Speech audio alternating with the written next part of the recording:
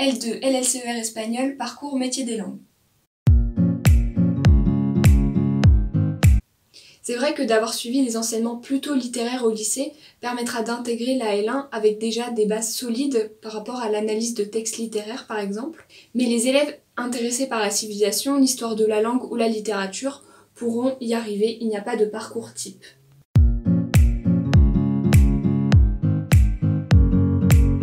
Dans les esprits, les filières de langue en général ne proposent pas énormément de débouchés au-delà du professorat. Mais cela est faux, bien entendu.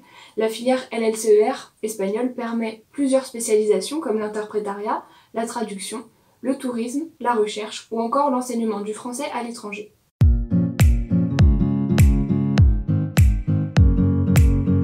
La LLCER propose l'apprentissage d'une langue principale et d'une langue seconde à un niveau moins intensif, ce qui n'est pas le cas pour la LEA par exemple.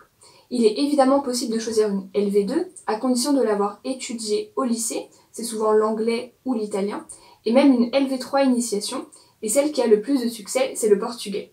Mais l'UFR Langue et Communication propose aussi l'apprentissage du latin, de l'allemand, du tchèque et même du russe. Il faut savoir que la filière propose des CM et des TD qui parfois, surtout à partir de la deuxième année où l'on fait de nombreuses dissertations et commentaires de textes, peut demander plus de réflexion et plus de temps de réalisation. Donc si un travail est supérieur à 12 heures par semaine, l'année universitaire risque d'être plus compliquée. Le travail ne doit pas trop empiéter sur les études au risque de les compromettre.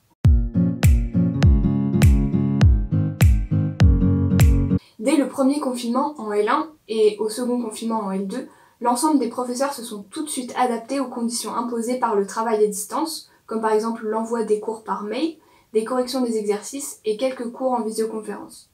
Et puisque les conditions sanitaires ne nous ont pas permis de revenir réellement à l'université, l'ensemble des enseignants ont utilisé l'outil informatique Teams afin de continuer à faire des cours aux heures prévues par l'emploi du temps.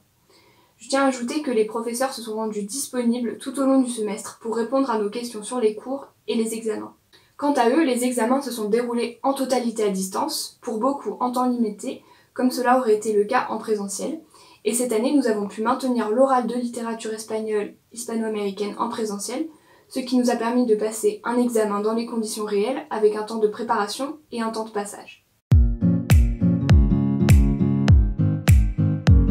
Après avoir obtenu un bac littéraire mention bien, je me suis d'abord orientée vers une licence de droit, mais voyant que les méthodes d'enseignement n'étaient pas adaptées à ma manière de travailler, j'ai décidé de me réorienter dans la filière LLCER et j'ai trouvé ici ce que je cherchais, un travail à l'oral, des cours intéressants et détaillés, un lien professeur-élève vraiment présent et enfin un épanouissement personnel à travers l'apprentissage d'une langue qui me passionne.